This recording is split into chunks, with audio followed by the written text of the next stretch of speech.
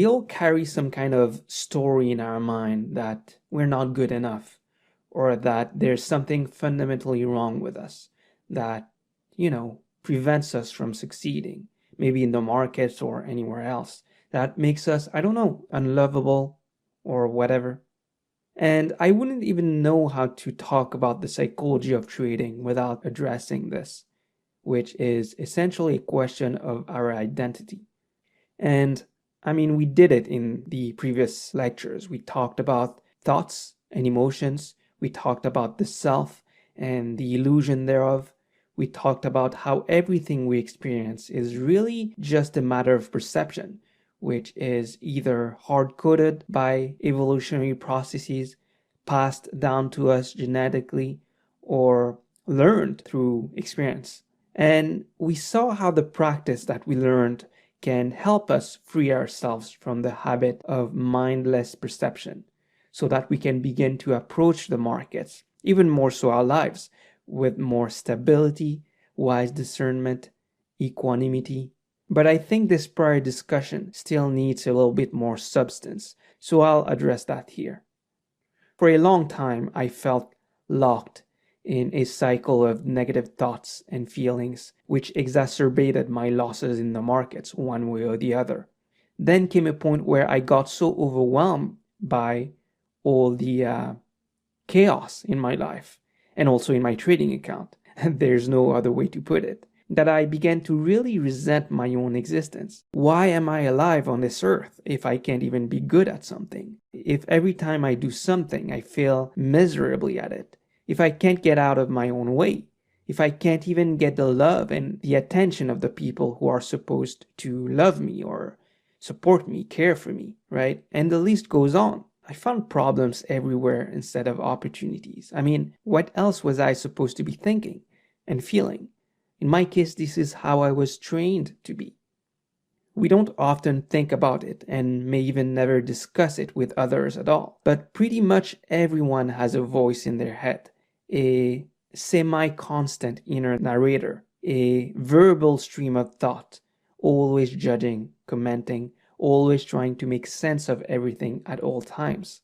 Sometimes the voice is encouraging, reassuring, softly telling you not to feel demolished by a loss, let's say, calling you to let a winner run its full course, urging you to calm down whenever you get captured by anger or frustration or anxiety. But other times, the inner voice will do the exact opposite of that.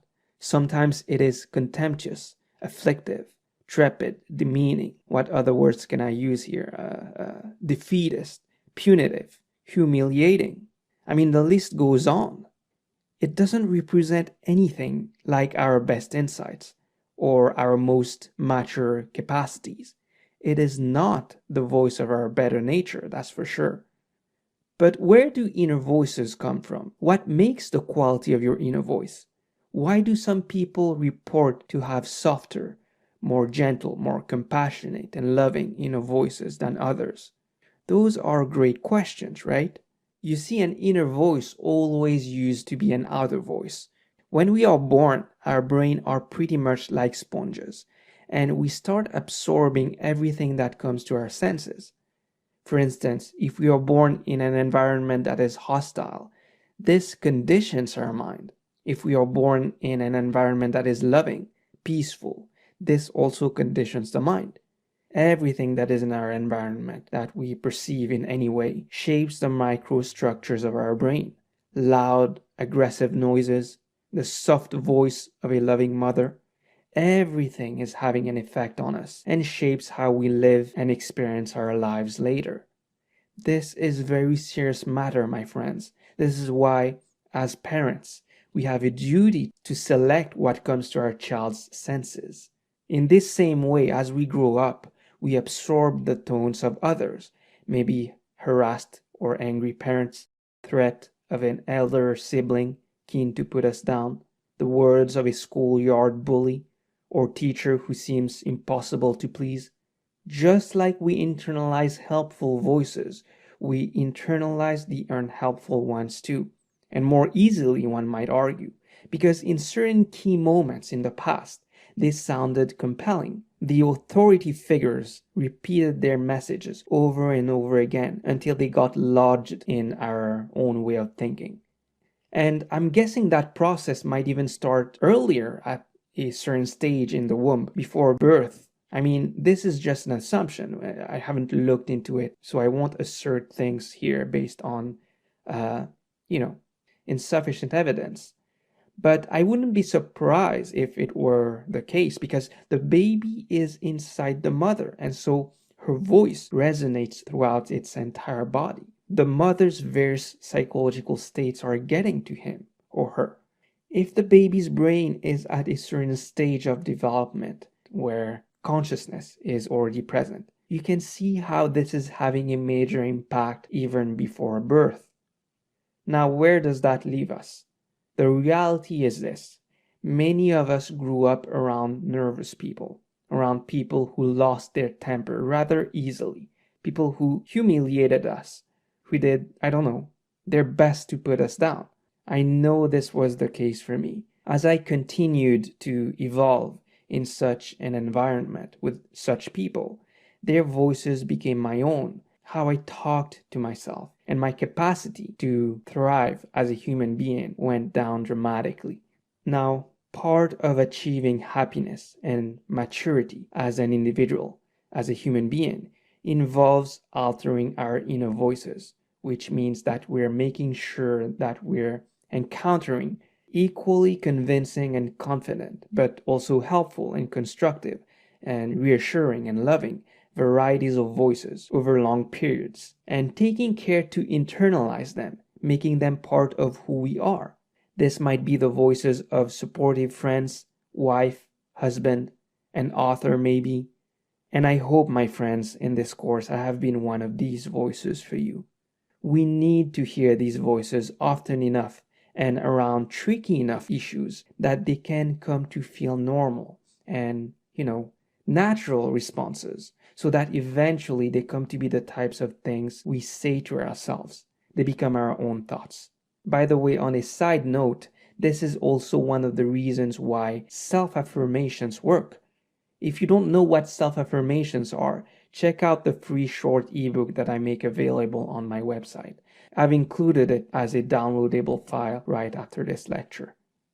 So, coming back to the main point, the best source of inner voices speaks to us in a gentle, kind, and unhurried way. It should feel as if a kind arm was being put around our shoulder by someone who isn't moved or panicked, no matter the current circumstance or situation. So, how do we make such a voice king of the fortress, so to speak? How do we make it the most dominant voice in our mind? How do we change our inner voice so that it supports us in everything that we do, no matter the failures and the vicissitudes we go through? Always loving, always compassionate, encouraging, reassuring. Well, first of all, as we saw, the meditation technique that you've learned here helps with that. It helps you cultivate stability of mind, equanimity, and a capacity to implement wise discernment in our lives, which is choosing wholesome states over unwholesome ones, wholesome thoughts over unwholesome ones, wholesome behaviors over unwholesome ones. These are the benefits of the practice in a nutshell. If you want to take it further, which I recommend, use some self-affirmations before or after your meditation practice. Again, check out the short ebook right after this lecture. The practice of self-affirmation is not a big deal. It's just a couple of seconds added on top of your meditation practice, with potentially outstanding results. Thirdly, surround yourself with people who love you, who encourage you, and want you to succeed in life. People who lift you up instead of putting you down. The people who put you down, my friends, have no faith in themselves, first and foremost. And so, without necessarily wanting to do you harm, they cannot have faith in your own abilities either. And it's not their fault. They are themselves the product of a gigantic cause and effect process, which is out of their control, right? I mean, they are this way for a reason. But if their behavior, the way they speak to you, isn't making you thrive as a human being, you have to do something about it. Either discuss it with them, find a way to work things out, and more drastically sever the links with them if it is necessary. I don't know if you've heard this quote from Jim Rohn. We are the average of the 5 people we spend the most time with. And this is true. I mean, you become a lot like the people you surround yourself with. That's why it's so important to surround yourself with positive people, but at the same time, people who challenge you intellectually, who prompt you to become a better version of yourself. It's one of the most important lessons you can learn as a human being. If you evolve among people who have no hope, no vision, just a lot of despair, it's going to lead you to a terrible state of mind. And I don't know how one can succeed in such conditions, let alone thrive as a trader. So in conclusion, our minds contain the voices of all the people we have ever known, and their voice still resonates within us. We should learn to mute the unhelpful ones and focus on the ones that we really need to guide us through the thickets of life. If you can do that reliably, your trading results should, over time, fall into place.